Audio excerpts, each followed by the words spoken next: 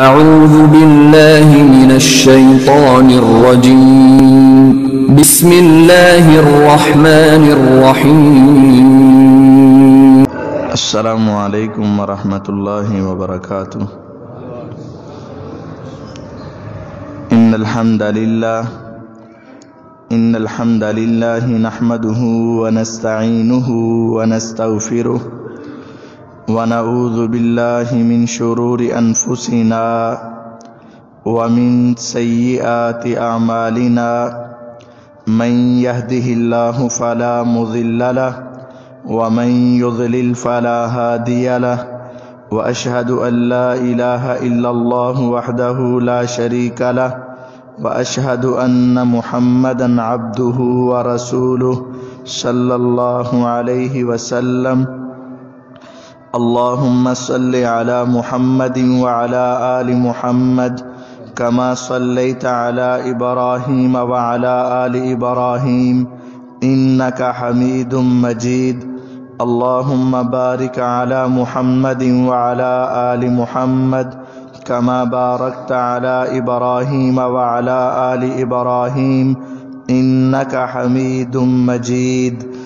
أما بعد فإن خير الحديث كتاب الله وخير الهدي هدي محمد صلى الله عليه وسلم وشر الأمور محدثاتها وكل محدثة بدعة وكل بدعة ضلالة وكل ضلالة في النار۔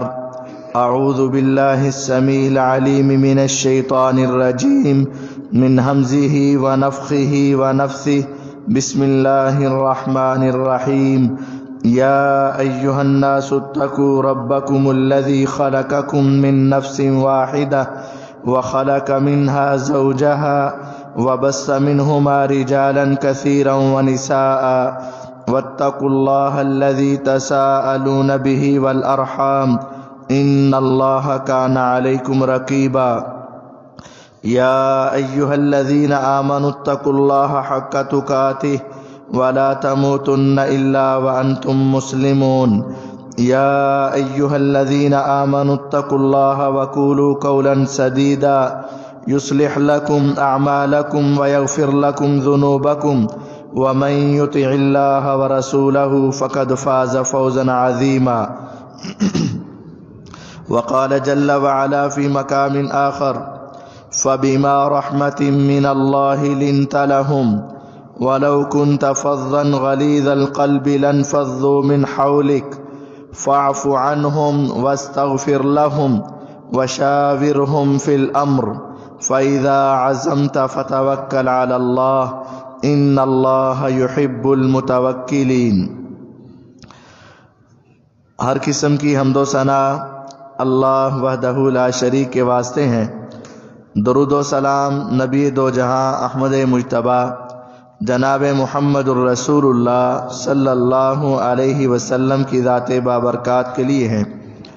مختصر حمد و صلات کے بعد معزز سامعین کرام، معززات سامعات، رسول اکرم صلی اللہ علیہ وسلم کو اللہ تعالیٰ نے بے پناہ صفات اور خوبیوں سے متصف فرمایا تھا۔ آپ کی سیرت میں اور آپ کی خوبیوں میں دو خوبیاں عظیم حیثیت رکھتی ہیں اور ان کا تذکرہ آپ کے سامنے کیا جائے گا۔ ایک آپ کا عظیم اخلاق اور اسی اخلاق کا ایک حصہ کہ آپ کی برداشت اور درگزر کر دینا۔ رسول اکرم صلی اللہ علیہ وسلم کے بارے میں اللہ تعالیٰ نے قرآن مجید میں ارشاد فرمایا فَبِمَا رَحْمَةٍ مِّنَ اللَّهِ لِنْتَ لَهُمْ۔ اللہ کی رحمت ہے کہ آپ لوگوں کے لیے نرم ہیں۔ وَلَوْ كُنْتَ فَظًّا غَلِيظَ الْقَلْبِ لَانفَضُّوا مِنْ حَوْلِكَ، اگر آپ اکھڑ مزاج ہوتے اور سخت گو ہوتے تو یہ سارے لوگ آپ کے پاس سے دور چلے جاتے، کوئی آپ کے قریب نہ آتا۔ فَاعْفُ عَنْهُمْ وَاسْتَغْفِرْ لَهُمْ، آپ کی ذمہ داری یہ ہے اور آپ کا کردار یہ ہونا چاہیے کہ آپ ان کو معاف کر دیں، آپ ان سے درگزر کر دیں۔ واستغفر لہم، بلکہ آپ کے صحابہ سے اگر غلطی ہو جائے تو آپ ان کے لیے اللہ سے معافی مانگ دیں۔ وشاورہم فی الامر، اور لوگوں سے مشورہ کرتے رہیں، مشورے کے ساتھ آگے چلتے رہیں۔ پیغمبر علیہ السلام کو اللہ تعالیٰ نے نرم اخلاق کردار میں سب سے اعلیٰ بنایا تھا۔ وَإِنَّكَ لَعَلَىٰ خُلُقٍ عَظِيمٍ، بے شک آپ عظیم اخلاق کے مالک تھے۔ ہر ایک انسان اپنے تئیں اپنے آپ کو اچھا سمجھتا ہے کہ میرا کردار اچھا ہے، میرا اخلاق اچھا ہے، میری گفتار اور میرا کردار اچھا ہے، لیکن مزہ تو تب ہے کہ جب دنیا اس کے اخلاق کی گواہی دے۔ ہر انسان اپنے آپ کو اچھا سمجھتا ہے، چاہے وہ گالیاں دینے والا ہے، لڑائی کرنے والا ہے، حق مارنے والا ہے، وہ اپنے آپ کو برا نہیں سمجھتا۔ اپنی تعریف تو ہر انسان کر لیتا ہے، لیکن دوسرے اس کی تعریف کریں۔ سیدنا انس بن مالک رضی اللہ عنہ پیغمبر علیہ السلام کی خدمت میں ہفتہ نہیں، مہینہ نہیں، سال نہیں، دو نہیں، خدمت النبی صلی اللہ علیہ وسلم 10 سنین، میں نے پیغمبر علیہ السلام کی خدمت 10 سال کی ہے۔ 10 سالوں میں خوشیاں بھی آتی ہیں، غمیاں بھی آتی ہیں، حالات بدلتے بھی رہتے ہیں، انسان کی اپنی طبیعت بھی بدلتی رہتی ہے۔ کہتے ہیں اللہ کی قسم میں نے 10 سال پیغمبر علیہ السلام کی خدمت کی، فما قال لی اف قط، آپ نے کبھی بھی مجھے اف تک نہیں کہا۔ جو حکم اولاد کو ہے کہ والدین کے سامنے تم نے اف نہیں کرنا، یعنی ادب و احترام، ہر بات ماننی ہے، خیال رکھنا ہے، آپ اپنے ماتحت افراد کے باتوں پر بھی اف تک نہیں کہتے تھے، کبھی آپ نے ڈانٹا ہی۔ فواللہ ما سبنی سبتن قط ولا ضربنی ضربتن قط ولا عبس فی وجہی قط، اللہ کی قسم آپ نے 10 سال میں کبھی مجھے گالی نہیں دی، 10 سال میں کبھی مجھے مارا نہیں، 10 سال میں میرے کسی عمل کی وجہ سے آپ نے اپنے ماتھے پر شکن چڑھا کے مجھے تیوڑیاں نہیں دکھائیں، آپ نے پریشانی کا مظاہرہ نہیں کیا۔ کہتے ایک مرتبہ اللہ کے نبی صلی اللہ علیہ وسلم نے مجھے کام بھیجا، بچہ تھا نا، بچپن تھا، تو گھر سے تو چلا گیا آپ کے کہنے پر، رستے میں بچے گلی میں کھیل رہے تھے تو میں بچوں کے ساتھ کھیلنے لگ پڑا، وہ کام چھوڑ دیا، آپ نے بھیجا تھا میں گیا ہی نہیں، گلی میں کھیلنے لگا۔ کافی دیر کے بعد پیغمبر علیہ السلام میرا انتظار کر کر کے باہر آئے، گلی میں دیکھا میں کھیل رہا ہوں، آپ میرے پاس آئے اور مجھے گردن سے پکڑا، فضاحکا، اور مجھے دیکھ کر آپ ہنس پڑے اور آپ نے مجھے کچھ نہیں کہا۔ یہ آپ کا اخلاق، یہ تو ہے بچوں کے ساتھ، گھر والوں کے ساتھ، عورتوں کے ساتھ، لوگوں کے ساتھ، دنیا کے ساتھ آپ کا اخلاق۔ یہ تو اپنوں کے ساتھ ہے نا، بچوں کے ساتھ، دنیا کے اندر دشمنوں کے ساتھ آپ کا اخلاق اور کردار کیا ہے؟ اللہ کے رسول صلی اللہ علیہ وسلم نے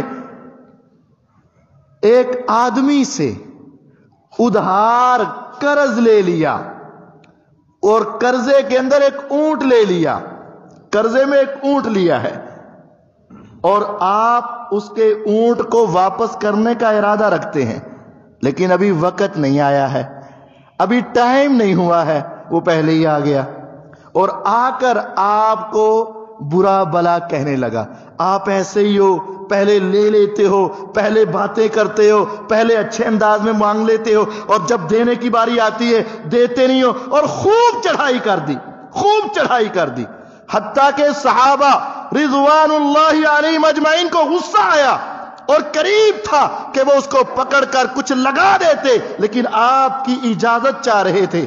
آپ نے فرمایا دعوہ فإن لصاحب الحق مقالہ، ارے چھوڑو، جس نے لینا ہوتا ہے وہ 4 باتیں کر ہی لیتا ہے۔ اے اللہ کے رسول صلی اللہ علیہ وسلم، آپ نے اس کا کچھ دینا ہے؟ جی ہاں میں نے دینا ہے، اس کا اونٹ دینا ہے۔ تو آپ دیتے پھر کیوں نہیں؟ فرمایا ابھی تو ٹائم ہی نہیں آیا، وقت ہی نہیں آیا، وقت آئے گا تو دے دیں گے، چلو اب آ ہی گیا یہ لینے کے لیے، اس کو دے دو۔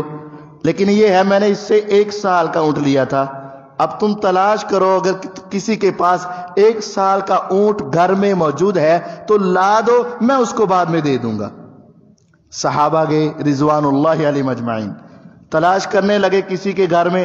حسن اتفاق کہہ لیں، اچانک بسا اوقات ہو ہی جاتا ہے کہ کسی کے گھر میں موجودہ افراد کے پاس 1 سال کا اونٹ نہیں ہے، کسی کے پاس چھوٹا ہے، کسی کے پاس 2 سال کا ہے، کسی کے پاس سال سے کم ہے۔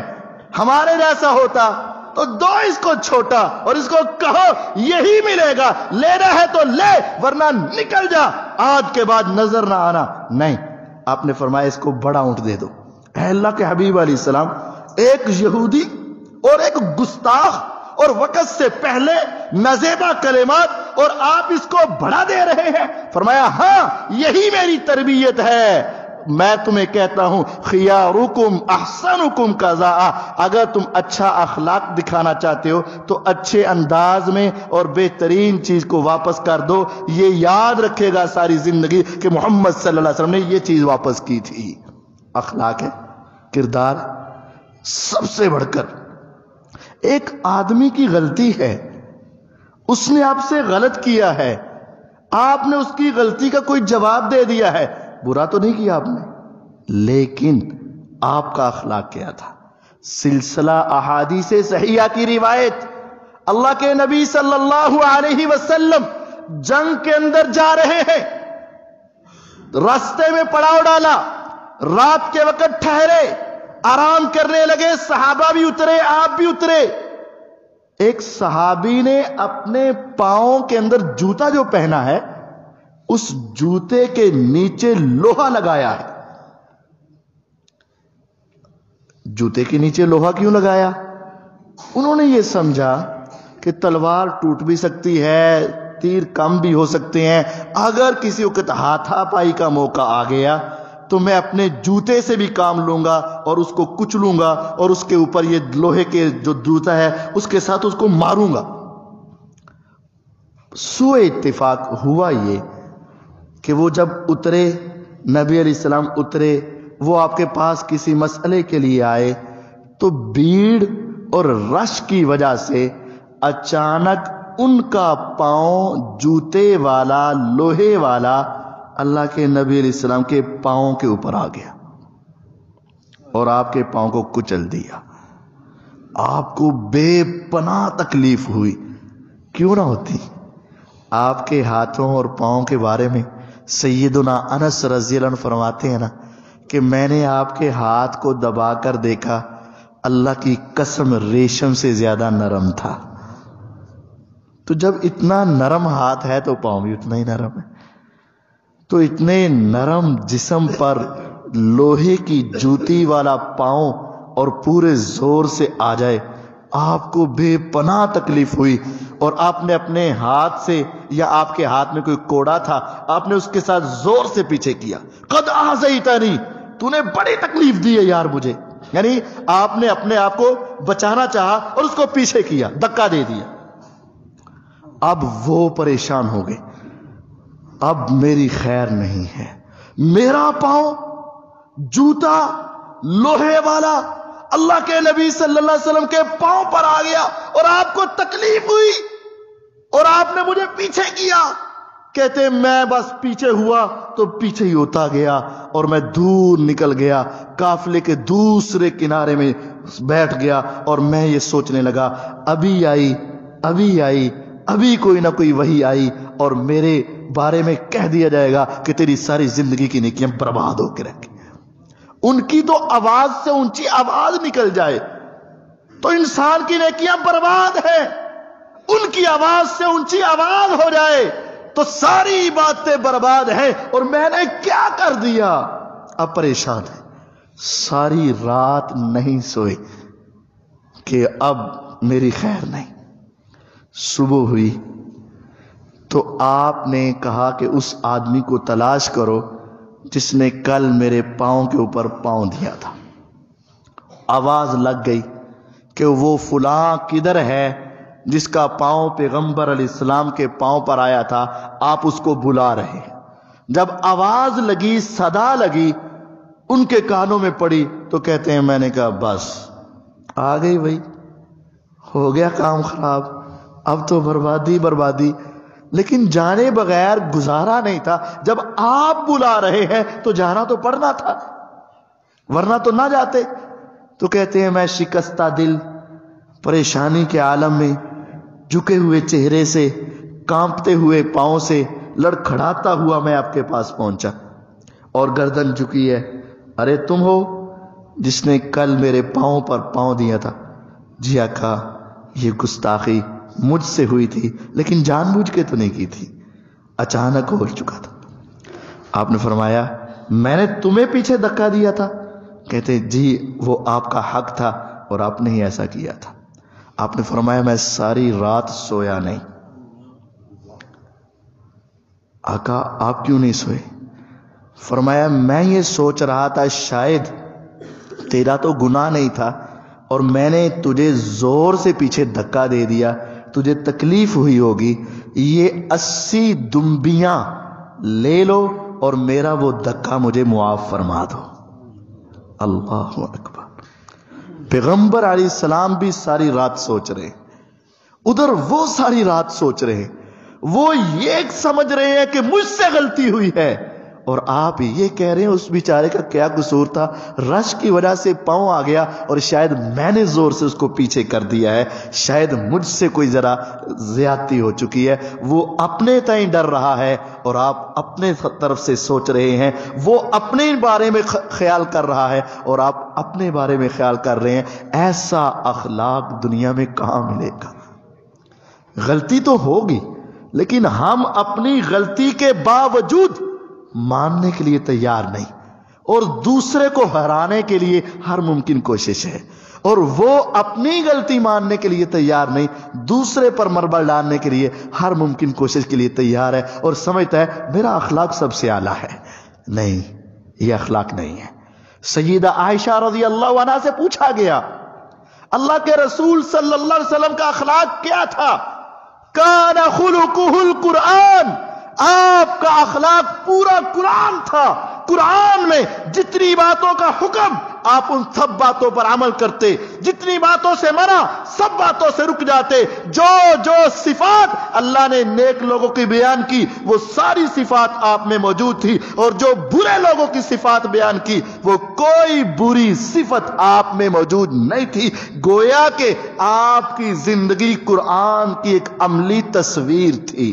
کانا خلقہ القرآن کا مطلب یہ ہے قرآن میں جتنی اچھائیاں ہیں وہ ساری ہمارے نبی صلی اللہ علیہ وسلم میں موجود تھی، جتنی برائیاں بیان کی ہیں ان میں سے ایک بھی آپ کے اندر موجود نہیں تھی، جتنی چیزوں کا حکم ہے وہ ساری آپ کیا کرتے تھے، جتنی چیزوں سے منع ہے آپ سب سے باز رہا کرتے تھے۔ قرآن کی عملی تصویر رسول اللہ صلی اللہ علیہ وسلم تھے۔ اور آپ سے پوچھا گیا، حضرت عائشہ رضی اللہ عنہ سے پوچھا گیا اللہ کے پیغمبر علیہ السلام کیا کرتے تھے؟ کہتے لم یکن فاحشا ولا متفحشا ولا سخابا فی الاسواق، آپ بےہودہ باتیں نہیں کرتے تھے، تکلف سے بھی بےہودہ باتیں نہیں کرتے تھے۔ آج کچھ لوگ بےہودگی کو پھیلانے میں، گندی باتیں کرنے میں، گالیاں دینے میں یہ سمجھتے ہیں کہ یہ خیر ہے۔ نہیں، آپ علیہ السلام ایسے نہیں تھے۔ ولا سخابا فی الاسواق، اور آپ بازاروں میں اونچی آوازیں لگانے والے نہیں تھے۔ ولا یجزئ السیئۃ بالسیئۃ، اور آپ برائی کا بدلہ برائی سے نہیں دیا کرتے تھے، برائی کا بدلہ اچھائی سے دیا کرتے تھے۔ کسی سے غلطی ہو گئی تو معاف کر دیا کرتے تھے۔ کتنے بڑے واقعات ہیں۔ سیدہ زینب رضی اللہ عنہا وارضا، پیغمبر علیہ السلام کی سب سے بڑی بیٹی سیدہ زینب رضی اللہ عنہا، نبی علیہ السلام نے مکے کے اندر ان کا نکاح ان کے خالہ زاد ابو العاص کے ساتھ کر دیا۔ اس وقت ابھی وہ کافر تھے، مسلمان کافر کا اس وقت مکے میں ابھی نکاح ہو جاتا تھا، ابھی یہ احکامات نازل نہیں ہوئے تھے۔ آپ نے اس کے ساتھ نکاح کر دیا۔ ہجرت کا موقع آیا، آپ ہجرت کر کے مدینے چلے آئے۔ بدر کا موقع آیا، ابو العاص بدر کے موقع پر کافروں کے ساتھ دینے کے لیے بدر کے میدان میں مسلمانوں کے خلاف آئے تو وہ قید ہو گئے، قیدی ہو گئے۔ 70 قیدیوں میں ایک قیدی آپ کا اپنا داماد بھی تھا، ابو العاص۔ قیدیوں کا فدیہ آنے لگا تو آپ کی بیٹی نے اپنا ہار جو سیدہ خدیجہ رضی اللہ عنہ نے ان کو دیا ہوا تھا، وہ ہار فدیے میں دے کر اپنے سرتاج کو چھڑانا چاہا۔ نبی علیہ الصلوۃ والسلام نے ہار دیکھا تو آپ کو خدیجہ کی یاد تازہ ہو گئی۔ آپ نے کہا میرے پیارو، اگر ہم یہ فدیہ لیتے ہیں تو یہ تقسیم ہو جائے گا، اگر تم اجازت دو تو میں خدیجہ کی نشانی کو واپس رکھ لوں۔ سب نے کہا رکھ لو۔ آپ نے فرمایا اس کو ایسے ہی آزاد کر دوں؟ فرمایا کر دو۔ آپ نے کہا ابو العاص ایک شرط ہے، تم واپس چلے جاؤ اور میری بیٹی کو یہاں بھیج دو۔ اب یہ حکم نازل ہوا ہے کہ مسلمان اور کافر کا نکاح نہیں ہو سکتا، اب تم اس کو واپس بھیج دو۔ ابو العاص گئے اور آپ کی بیٹی کو سوار کیا اور واپس بھیج دیا۔ جب وہ رستے میں آ رہی تھی نا، ایک شخص حبار بن اسود اس کا نام تھا، اس کو پتا چلا، وہ اس وقت کافر تھا، یہ پیغمبر کی بیٹی ہے صلی اللہ علیہ وسلم۔ اس نے آپ کی بیٹی کو تنگ کیا حتیٰ کہ وہ اونٹ سے نیچے گر گئی اور ان کو قتل کرنے کے ارادے رکھے۔ اللہ تعالیٰ نے ان کی حفاظت کی، حتیٰ کہ وہ جب نیچے گری تو اللہ کی جو رحمت ان کے پیٹ میں تھی وہ بھی ضائع ہو گئی، پریشان ہو گئی، بیمار ہو گئی، تکلیف ہو گئی، بڑی مشکل سے وہ بچ کر مدینے میں پہنچی۔ لیکن اس ظالم نے اس وقت ان کو نقصان پہنچانے میں کوئی کمی نہ چھوڑی۔ بیٹیوں کے دکھ بہت یاد رہتے ہیں۔ مکہ فتح ہونے لگا نا، تو مکہ کے فتح کے بعد ایک شخص آپ کے پاس آیا، آنکھیں پانی سے تر ہیں اور نگاہیں جھکی ہوئی ہیں۔ آقا جرم تو بہت بڑا ہے لیکن آپ کی رحم دلی اس سے بھی بڑی ہے، ظلم تو بہت بڑا ہے لیکن آپ کا اخلاق اور عفو درگزر، معافی اس سے بھی بڑی ہے، آپ مجھے معاف کر دیں۔ آپ نے کہا میں نے تمہیں پہچان لیا ہے، تیرا نام حبار ہے؟ کہتا حبار ہے۔ اسود کا بیٹا ہے؟ کہتا ہے اسود کا بیٹا۔ تو نے میری بیٹی کے اوپر ظلم کیا تھا۔ فرمایا لا تثریب علیکم اليوم، جاؤ آج میں نے تمہیں بھی معاف فرما دیا ہے۔ یہ نبی صلی اللہ علیہ وسلم کا اخلاق ہے، یہ کردار ہے۔ خیبر فتح ہوا تو خیبر کی فتح کے موقع پر یہودی مرحب جب قتل ہوا تو اس کی بہن نے نبی علیہ السلام کی دعوت کی ہے، صحابہ کی دعوت کی ہے، اور آپ کو شانے کا دستی کا گوشت بڑا پسند تھا، بہت پسند تھا، اس کو پتا تھا۔ اس نے دستی کا گوشت روسٹ کیا اور اس کے اندر زہر لگایا، نبی علیہ السلام کی دعوت کی۔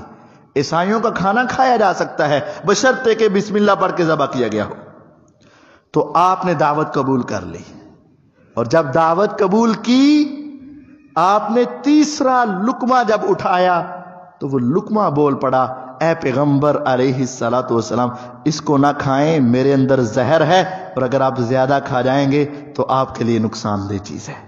نبی علیہ السلام نے اپنے صحابہ سے کہا اپنے ہاتھ روک لو، اس ظالم عورت نے اس کے اندر زہر ملایا ہے۔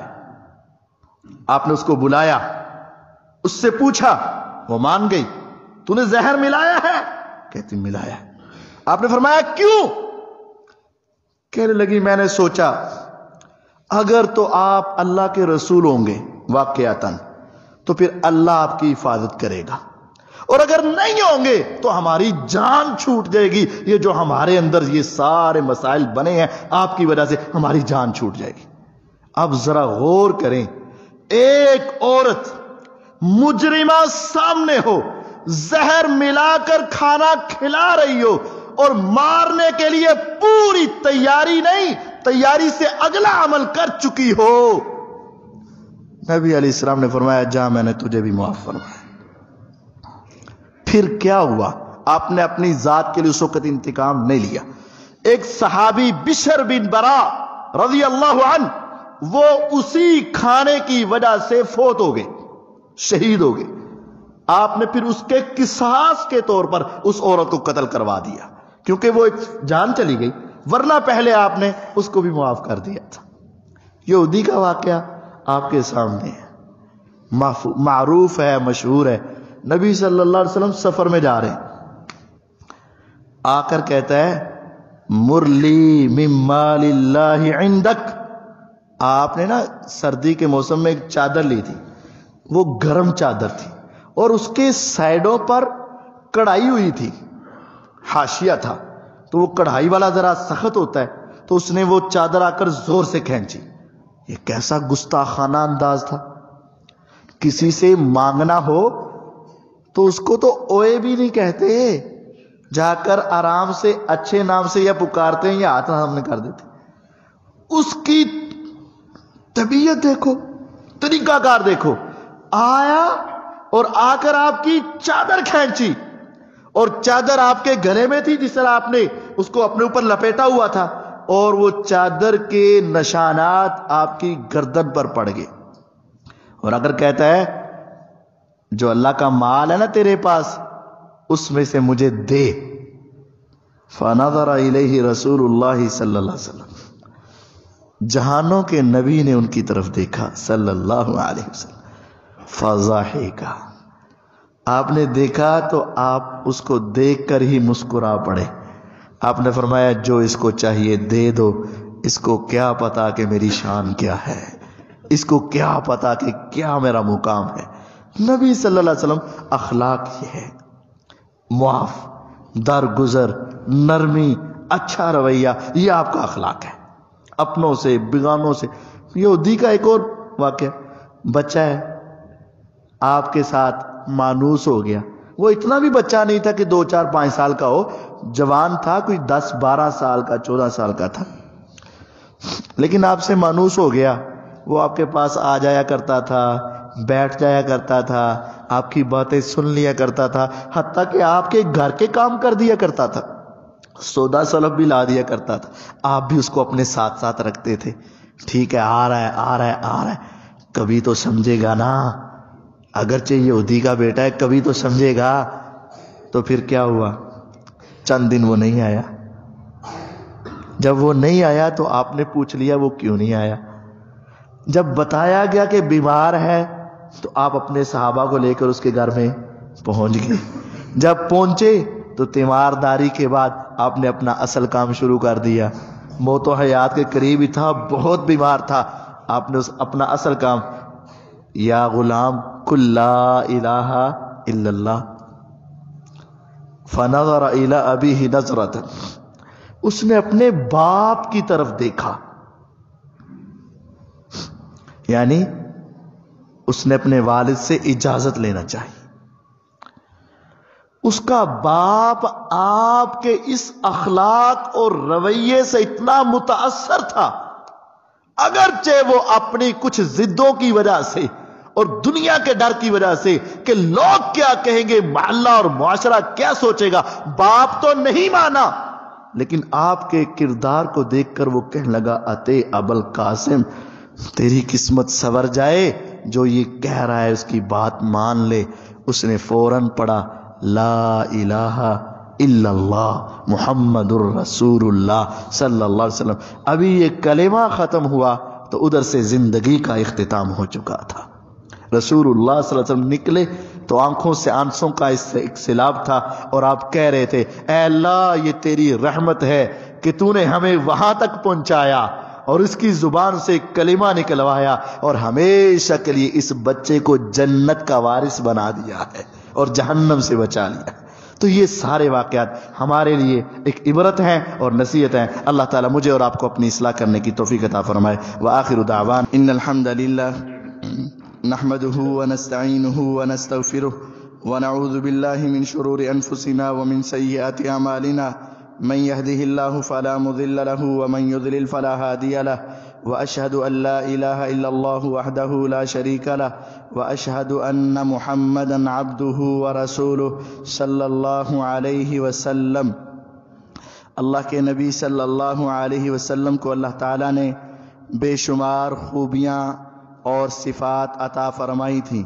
ان صفات میں سے ایک صفت یہ ہے کہ آپ کا اخلاق بہت نرم تھا، آپ کا رویہ بہت نرم تھا، مد مقابل غلطی کرتا، برائی کرتا، آپ سے برا رویہ اختیار کرتا، گندی زبان استعمال کرتا، حتیٰ کہ آپ کے قتل کا ارادہ بھی کرتا، یا آپ کی اولاد، آپ کی بیٹیوں سے بھی برا سلوک کرتا، لیکن پیغمبر علیہ السلام ان کو معاف کر دیتے۔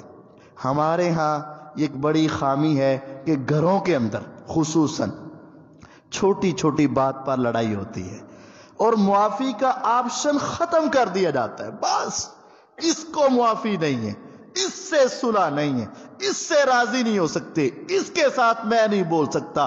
ہمارے ہاں وہ اتنے بڑے جرم نہیں، آج قتل کے ارادے تو دور کی بات ہے، صرف گور کر دیکھا تھا، مارنے مرانے کی بات دور کی بات ہے، صرف اس نے میری طرف ذرا کر کے ایک بات کہہ دی تھی، میری طرف منہ کر کے ایک بات کی، اس نے میری چیز اٹھا لی تھی، اس نے میرے پیچھے سے یہ کہا تھا، اس نے میرا یہ مال لیا تھا، اس نے یہ کیا تھا۔ یہ چھوٹی چھوٹی چیزوں پر ہم معافی کے آپشن ختم کر دیتے ہیں، حالانکہ رسول اللہ صلی اللہ علیہ وسلم نے بڑے سے بڑے مجرم کو بھی معاف کر دیا تھا۔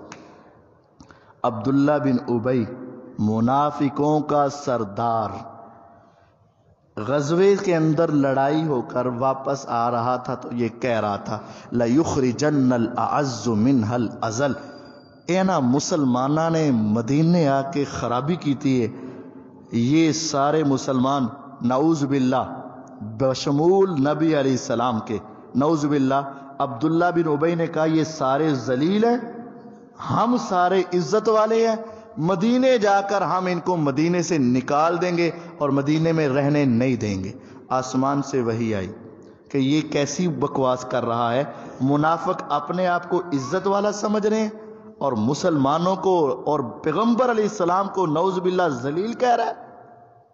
جب یہ وحی آئی تو بیٹے کا ایمان جوش مارتا ہے، اے پیغمبر علیہ السلام، یہ کہتا ہے مدینے جا کر نکالیں گے، آپ مجھے اجازت دیں، میں اس کا بیٹا اپنے باپ کو مدینے داخل ہی نہیں ہونے دوں گا، میں اس کا سر تن سے جدا کر دوں گا، اجازت دے دیں۔ آپ نے فرمایا نہیں، میں نے تو اس کو بھی معاف کر دیا ہے۔ تو آپ ہمیشہ نرم نرم اور انتہائی نرم رہتے تھے۔ اللہ تعالیٰ مجھے اور آپ کو بھی یہ صفات اپنے اندر پیدا کرنے کی توفیق عطا فرمائے۔ وآخر دعوانا ان الحمد للہ رب العالمین۔